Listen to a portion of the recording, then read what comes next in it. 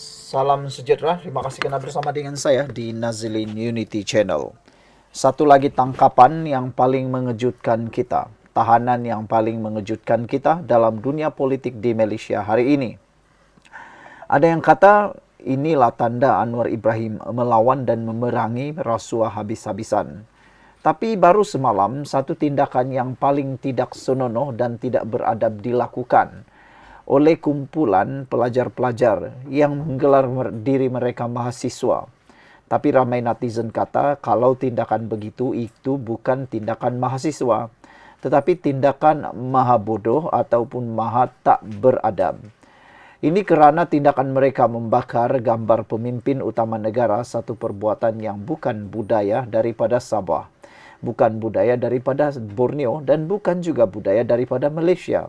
Budaya seperti itu adalah budaya yang benar-benar layaklah dikutuk. Hari ini akhirnya seorang lagi adun Sabah ditahan SPRM. Jadi diharapkan dengan perkara penahanan ini maka dapat meredahkan hati para pelajar yang konon menggelar diri mereka mahasiswa itu. Seorang lagi ahli Dewan Undangan Negeri Adun Sabah ditahan Suruhanjaya Pencegahan Rasuah Malaysia hari ini. Menurut sumber, Adun berkenan ditahan kerana disyaki meminta dan menerima suapan kira-kira RM150,000 membabitkan pengeluaran lesen cari gali di negeri itu. Sebelum kita teruskan ulasan ini, saya nak berkongsi dengan anda semua, ini Transfer Factor for Life. Ini terapi imun yang meningkatkan daya imun badan kita sehingga 400%. Secara umum dan ringkasnya, kita kena penyakit kerana imun badan kita yang lemah. Kita juga sukar melawan penyakit untuk sembuh kerana imun badan kita yang lemah. Tetapi berita baiknya, dengan adanya Transfer Factor for Life, terapi imun yang di tangan saya ini, kita mampu meningkatkan daya imun badan kita sehingga 400% dan mendidik imun badan kita menjadi bijaksana. Dengan terdidiknya imun badan kita dan menjadi kuatnya imun badan kita ataupun tubuh kita boleh melawan penyakit daripada dalam dan menyembuhkan kita daripada semua jenis penyakit. Ingat, Transfer Factor bukan ubat tetapi terapi imun yang meningkatkan imun badan, mendidik imun badan kita melawan penyakit daripada dalam. Ianya seperti tentera yang membersihkan bahagian dalam tubuh kita bagi mencapai kesihatan yang optimum yang kita impi-impikan. Cepat dapatkannya melalui nombor telefon yang tertera WhatsApp saya. Baiklah. Menurut sumber, Adun berkenan ditahan kerana disyaki meminta dan menerima suapan kira-kira RM150,000 membabitkan pengeluaran lesen cari gali di negeri itu. Suspek lelaki berusia lingkungan 40-an itu ditahan kira-kira jam 9.30 pagi tadi ketika hadir memberi keterangan di pejabat SPRM Sabah. Suspek yang juga merangkap pembantu menteri dipercayai melakukan perbuatan tersebut sekitar tahun 2023 dan 2024 katanya hari ini. Menurutnya, suspek disyaki meminta wang rasuah berkenan daripada seorang individu bergelar Datuk bagi menguruskan permohonan lesen cari gali. Sementara itu, Ketua Pesuruhjaya SPRM Tan Sri Azam Baki ketika dihubungi mengesahkan tangkapan itu dan berkata kes disiasat mengikut Seksyen 16A dalam Akta SPRM 2009. Menurutnya, suspek dilepaskan dengan jaminan RM50,000 dengan seorang penjamin selepas selesai dirakam keterangan dan suspek dijangka dituduh dalam masa yang terdekat. Terdahulu, media melaporkan SPRM mengesahkan individu yang akan didakwa bersama dua adun Sabah berhubung skandal rasuah cari gali di negeri itu tidak dilindungi mengikut Akta Perlindungan Pemberi Maklumat 2010. Pengarah kanan bahagian perundangan dan pendakwaan SPRM, Datuk Wan Syarudin Wan Ladin berkata, Seksyen 11 dalam kurungan 1 Akta Perlindungan Pemberi Maklumat 2010 menjelaskan bahawa seseorang yang terbabit dalam kesalahan yang didedahkannya tidak layak memohon perlindungan pemberi maklumat atau whistleblower. Sekian dulu untuk kali ini. Jangan lupa tinggalkan komen anda, tekan butang subscribe. Kita jumpa lagi. Bye-bye. Salam sejahtera. Terima kasih kerana bersama dengan saya di Nazilin Unity Channel. Hari ini Sabah digemparkan dengan kejadian paling biadab yang pernah berlaku. Apabila sekumpulan yang mendakwa diri mereka ialah mahasiswa daripada sebuah universiti tempatan membakar poster Anwar Ibrahim. Tindakan ini mendapat kecaman paling pedas daripada rakyat Malaysia, juga daripada rakyat Sabah sendiri. Kata mereka, budaya ini bukan daripada Sabah. Budaya ini terbawa-bawa daripada tempat-tempat lain. Budaya membakar gambar-gambar pemimpin Sabah sebenarnya tidak pernah muncul sebelum ini. Budaya membakar wajah pemimpin Sabah bukan pernah terjadi, tak pernah terjadi. Budaya ini tak pernah dibuat oleh orang Sabah sebenarnya. Karena orang-orang Sabah sebenarnya adalah orang yang cukup luar biasa keprihatinannya. Persoalannya sekarang, siapa yang membawa pengaruh-pengaruh buruk seperti ini? Siapa yang membawa budaya yang jahat seperti ini? Dan nak tahulah siapa dalang di sebalik himpunan membakar karikatur Perdana Menteri Anwar Ibrahim ini. Jadi sebelumnya teruskan, saya nak tanya kepada anda semua, agak-agak apa hukuman yang sesuai untuk mereka yang bertanggung jawab menjadi dalang kepada himpunan biadab itu dan orang yang membakar karikatur Anwar Ibrahim? Benarkah mereka adalah mahasiswa daripada universiti tempatan? Kalau itu benar, nah, ini betul-betul tindakan yang biadab. Otak dah masuk air longkang. Tak patut sepatutnya mereka lakukan. Bagaimana pendapat anda? Tapi sebelum itu saya nak perkenalkan kepada anda semua, siapa yang ada masalah kesihatan, dengarkan baik-baik. Paci-paci, maci-maci, nenek-nenek, atuk-atuk, abang-abang, kakak-kakak, dengar baik-baik. Siapa yang ada masalah kesehatan, yang saya perkenalkan ini ialah Transfector for Life. Ini bukan obat. Ini ialah terapi imun yang meningkatkan daya imun badan kita sehingga 400%. Secara umum dan ringkasnya, kita kena penyakit karena imun badan kita yang lemah. Kita kena penyakit karena imun badan kita yang bodoh.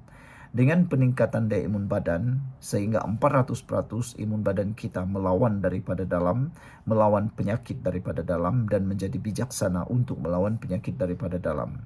Transfector for Life meningkatkan imun badan kita sehingga 400%. Jadi itu berita baiknya. Dengan peningkatan daya imun badan, semua jenis penyakit boleh diselesaikan. Jadi jangan tunggu lama-lama. Dapatkan nombor telefon yang tertera, WhatsApp sekarang untuk mendapatkan produk hebat ini. Produk ini lulus KKM, diiktiraf oleh dokter-dokter di seluruh dunia dan juga halal. Dapatkannya untuk kesejahteraan hidup anda. Ingat, jangan bertangguh-tangguh, karena perbuatan bertangguh akan merugikan atau mungkin akan meragut nyawa anda. Saudara, Ketua Pemuda PKR AMK Kamil Munin mengkritik peserta penunjuk perasaan di Sabah yang membakar karikatur Perdana Menteri Anwar Ibrahim. Kamil yang juga setiausaha politik Anwar di Kementerian Keuangan berkata, pembakaran karikatur seperti itu bukan sahaja keterlaluan dan biadab, tetapi juga menunjukkan penunjuk perasaan tidak mempunyai hujah yang sah untuk dibuat. Tindakan ini berlebihan dan biadab, tidak pun boleh dianggap sebagai protes aman, membahayakan diri dan orang awam, gagal memahamkan masyarakat umum apa yang nak disampaikan, dan paling utama, ini tanda kekalahan dalam perlawanan hujah. Hujah tak pernah berkesan disampaikan, hanya aksi kosong yang dilihat berani bagi mencuri perhatian masyarakat. Tidak membantu menyelesaikan isu yang diperjuangkan, katanya. Okeylah, anda dah berjaya dapat perhatian. Sekarang, munculkan diri dan berhujahlah dengan bernas, katanya dalam satu kenyataan hari ini. Aksi bakar karikatur itu mengakhiri bantahan pelajar terhadap isu rasuah dalam negara yang berlangsung di kota Kinabalu, Sabah. Acara itu berlangsung dari petang semalam hingga 11 pagi hari ini. Karikatur Anwar yang dibakar itu turut disertakan kenyataan Madani Pelindung Rasuah Sabah. Jurucakap Sekretariat Rakyat Benci Rasuah Fadhil Kasim berkata, kain rentang itu melambangkan kritikan pedas terhadap pentadbiran Anwar yang didakwa kumpulan itu gagal menunaikan janji reformasi di institusi. Anwar telah dikecam antara lain atas pelantikan Musa Aman sebagai yang di Pertuan Negeri Sabah. Pada 2018 Musa dikenakan 46 pertuduhan jenayah yang dikaitkan dengan kontrak konsesi balak di negeri itu. Bagaimanapun dia dibebaskan dan dilepaskan daripada semua pertuduhan apabila pendakwa raya menarik balik kes terhadapnya pada Jun 2020. Sementara itu, Kamil memberitahu Malaysia Kini bahawa dia akan membantah pembakaran karikatur seperti itu tanpa mengira imej siapa yang dibakar. Muka sesiapa pun saya tak setuju. Secara peribadi menolak pendekatan seperti ini, katanya lagi. Saudara-saudara sekalian, bagaimana pula pendapat anda tentang tindakan itu? Rakyat Sabah benci tindakan seperti itu. Sekian dulu untuk kali ini. Jangan lupa tinggalkan komen anda dan kita jumpa lagi. Bye-bye. Salam sejahtera. Terima kasih kerana bersama dengan saya di Nazilin Unity Channel. Najib boleh mohon parol jika gagal semakan kehakiman titah edendum. Wow. Pendedahan ini mengejutkan kita semua. Saya sebagai pengulas politik bebas sangat terkejut dengan kenyataan daripada Peguam Najib ini. Boleh dan layakkah? Saya nak tanya dulu dengan anda semua. Pada pendapat anda, layak sudahkah Najib memohon parol? Pada pendapat anda, layakkah Najib mendapat parol? Peguam Safi Abdullah berkata Najib Razak boleh memohon parol pada September atau Oktober ini. Apa itu parol sebenarnya? Nanti kita akan ulas lebih lanjut. Bekas Perdana Menteri Najib Razak masih berpeluang untuk bebas daripada hukuman penjara sekiranya beliau gagal dalam semakan kehakiman bagi mengesahkan kewujudan titah edendum. Peguamnya Safi Abdullah berkata, sebagai pelan alternatif, Najib boleh memohon parol pada September atau Oktober ini. Peluang untuk mendapatkan parol itu agak tinggi kerana jika ambil kira 6 tahun hukuman penjara dikurangkan, 2 tahun automatik dia sudah dapat automatic remission. Dia sudah penjara 3 tahun. Jadi tinggal setahun lagi. Dia boleh buat parol katanya dalam acara Town Hall Rakyat antara dua titah. Beliau berkata demikian menjawab pertanyaan moderator Kamarudin Ahmad berhubung tarikh jangkaan Najib akan dibebaskan jika semakan kehakiman beliau menjalani baki tempoh pemenjaraan bawah tahanan di rumah gagal. Prosiding rayuan Peguam Negara berhubung semakan kehakiman bagi mengesahkan kewujudan titah edendum akan didengar selama 2 hari bermula 1 Julai ini. Saya ingin perkenalkan kepada anda semua, ini Transfector for Life. Ini terapi imun yang meningkatkan daya imun badan kita sehingga 400%. Ramai orang kena penyakit, ramai orang yang tak sembuh-sembuh daripada penyakit kerana kelemahan daya imun badan dan imun badan kita yang jadi bodoh.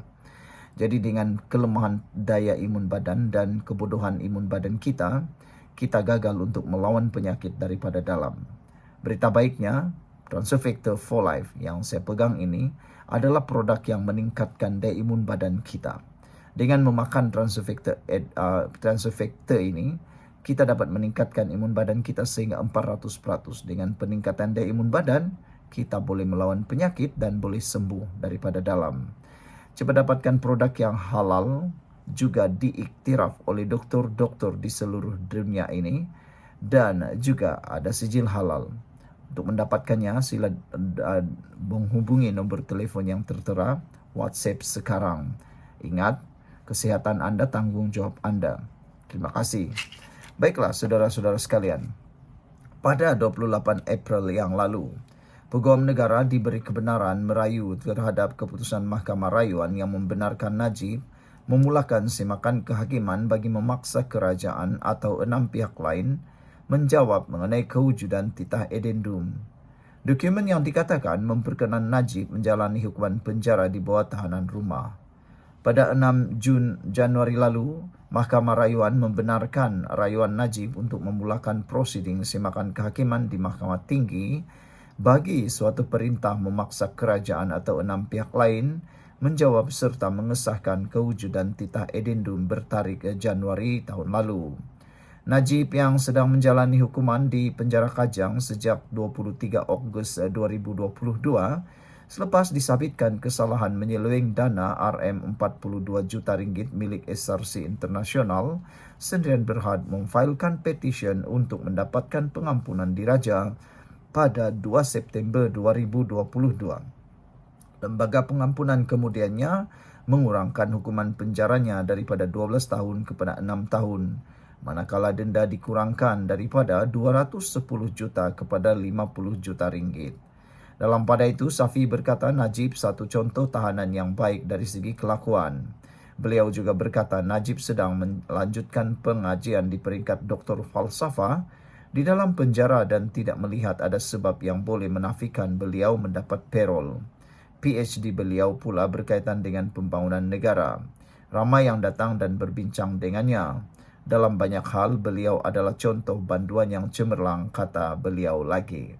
Banduan cemerlang, ya? Okey, baiklah. Apa pula pendapat anda tentang pendapat daripada Peguam Najib yang mengatakan banduan adalah Najib ialah banduan yang cemerlang?